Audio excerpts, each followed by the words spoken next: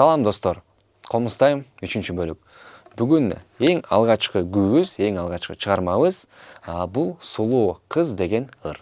Ушул ырдан баштап эң алгачкы күүбүз болуп эсептелинет. Азыр ойноп берем бир.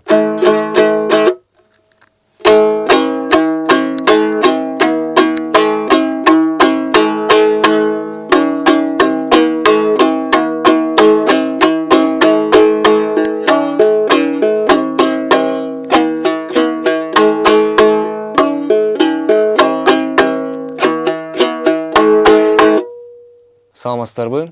Комуздайм 3 бөлүк. Жана мен өзүм айтып кеткендей эле, бул өзүмө жаккандай бир комузум. Бул комузда чийин жок. Убактысы менен кийин баягы чийиндерди кечке чегип жүрө бербейбиз. Убактысы менен ал чийиндерден дагы алыстайбыз. Кулак менен угуп, баягы тапканды үйрөнөбүз. Кайсыл нота кайсы жакта жайгашат. Мына ля нотасын мен биринчи сабакта түшүндүргөндөй угуп таап атам. Эко бири-бирине окшош ортоңку кыл менен басылып турган ля нотасы. Баса айтып кетмекчи, эң биринчи алгачкы сабакта айтып кеткем, кантип чийилиш керек экен ноталары. Чийилгенди бияктан замазка менен үстүнө чийип чыгабыз, өзүбүзгө керектүү карандаш, замазка. Анан дагы бир так айтып кете турчу нерсе бул комуздун тепкеги.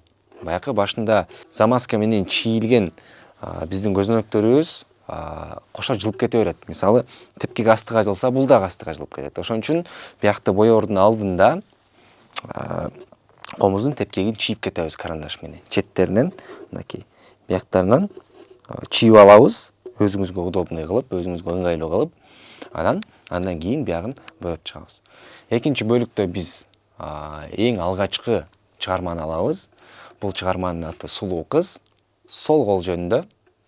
Ноталарын мен азыр бир нотаны айтсам, бир жолу ойнойбуз. 2 жолу бир нотаны айтсам, ошол нотаны 2 жолу ойнойбуз. Ноталарын жайгашуусундай бир жолу эстетем. Соль, ля, си, до, ре, ми. Ушул 6 нота, экинчи тон, экинчи позиция. Оң колдун ылдый өйдө кетүүсү боюнча муну штрих деп коет бизде. Биздин штрих кандай болот?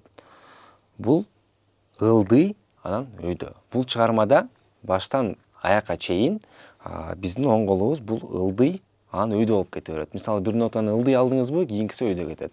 Өйдө болуп калдыбы, кийинкиси ылдый көздөй алынат.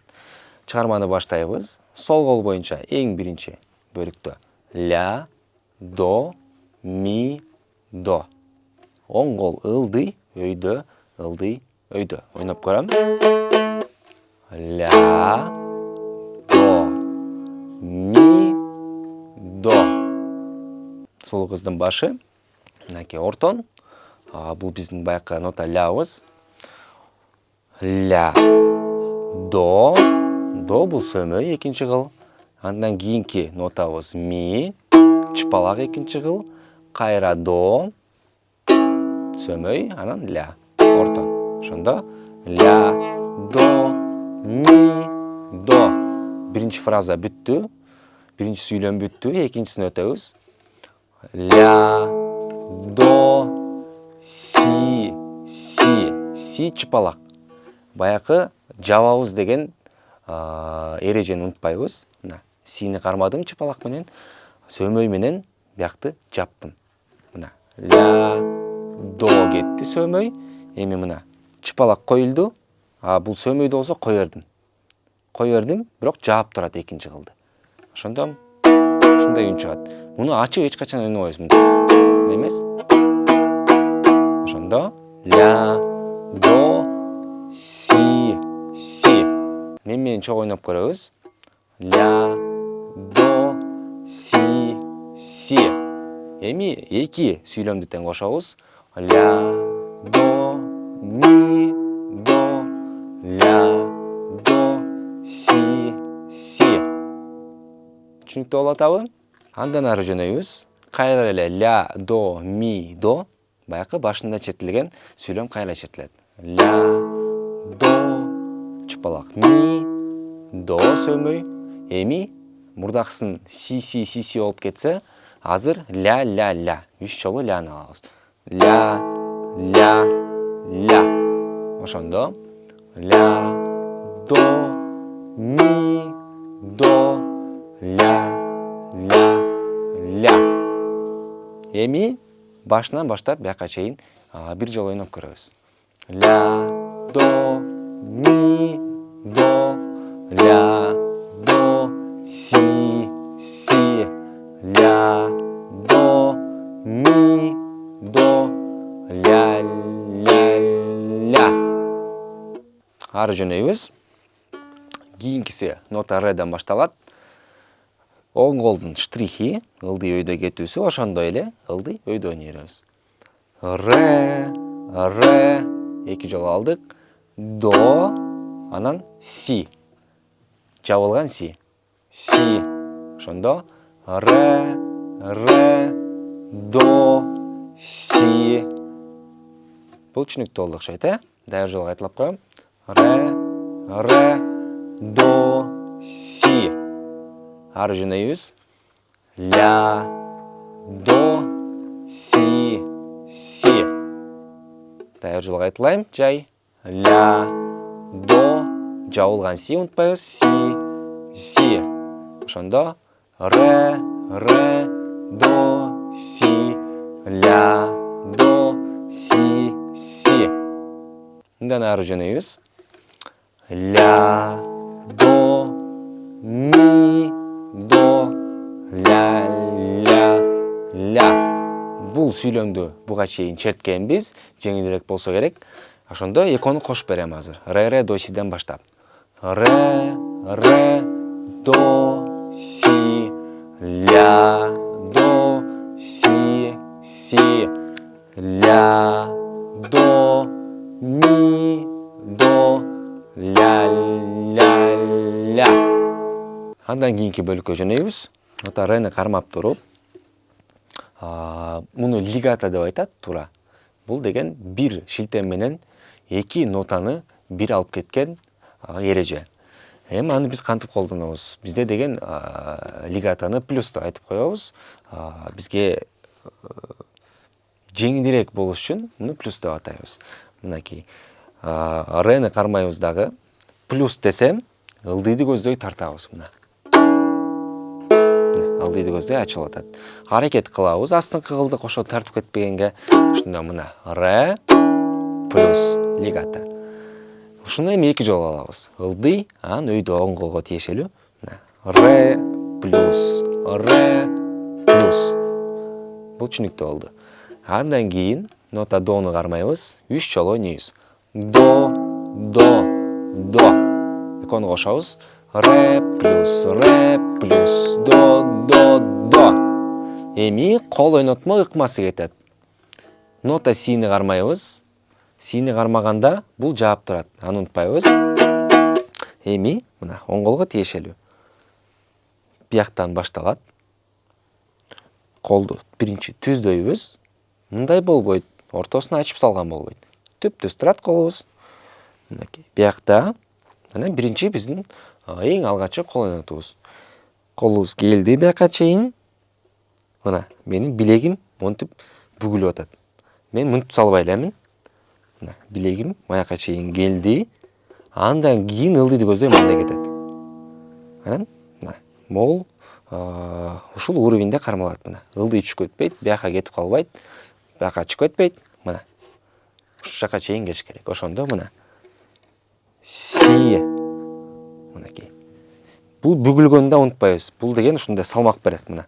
Мындай жана пружина учат го, ошондой мына жылыш керек. Келди, кетти. Эми ушуга плюсту кошобуз. Плюсту кошуу боюнча сол колго тиешелүү. Мына сини тартканда көбүнчөңкү мына, көбүнчө окуучуларымдыкы тартканда ушул үн чыгып калат. Себеп бул баякы мээ менен эки манжаны тең бирдей башкарыш керек. Экөө тең чогуу ачылыш керек. Мына. Экөө тең чогуу ачылды. Бул калып калбайт сөмөй. Мындай үн чыкпаш керек. Ушундай да болуш керек бизге. Ошондо си плюс дону тартыбайбыз кошо. Биринчи эле кылды синин өзүн.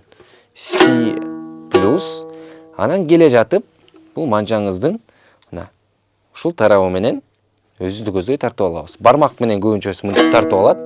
Биздин алаканыбыз өйдөн эле карап турат асманда. Биз бардык, ылдыйды көздөй. Кел атып, тартып алдык. Кайра ушул жака келип калат колубуз. Си плюс, си плюс. Эми мындан ары ля ля ля. Си плюс деген 2 жолу ойнолот. Ре плюс дагы 2 жолу ойнолот. Башынан өнөп берем ушул сүйлөмдөрдү. Ре плюс, до, до. Эми колду коебуз. Си плюс,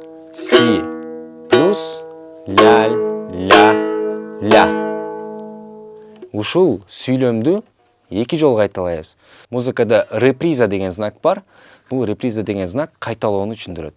Кайра кайталайбыз. Ушул ре плюс, до, до, си плюс, ля, ля, ля. Ушул сүйлөмдү 2 жолу ойнойбуз. Ре плюс, до, до, си плюс, ля, ля, ля. Экинчи жолу ре плюс, до, до, си плюс, ля, ля, ля. Эми чыгарманы эң башынан баштап жай бир жолу ойнойбуз, анан ылдамыраак дагы бир жолу ойноп көрөбүз.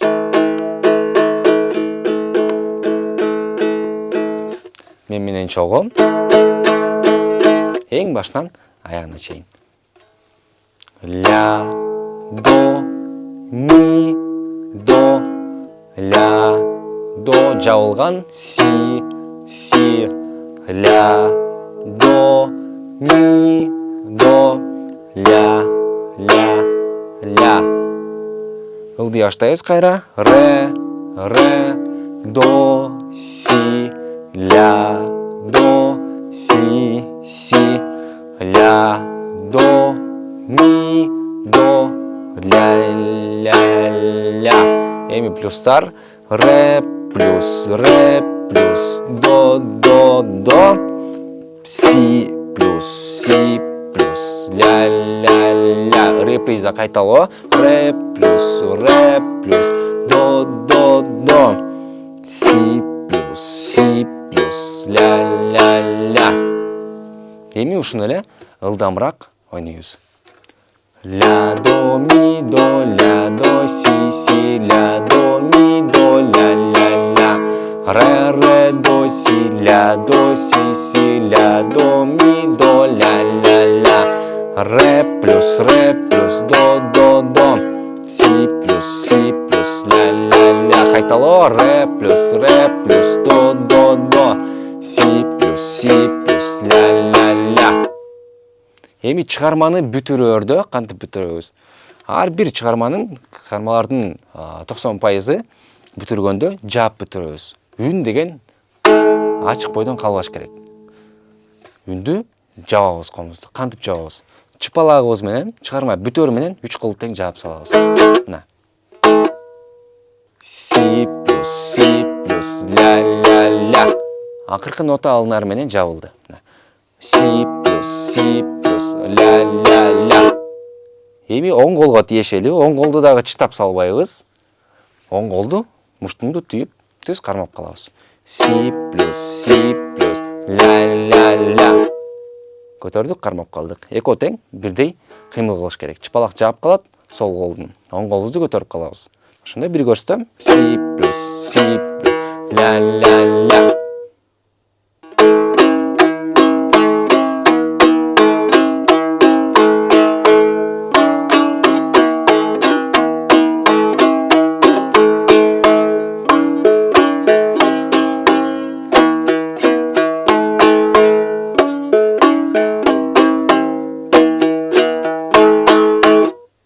Ушуну менен 3-бөлүк аяктады. Кийинки сабактардан көрүшкөнчө.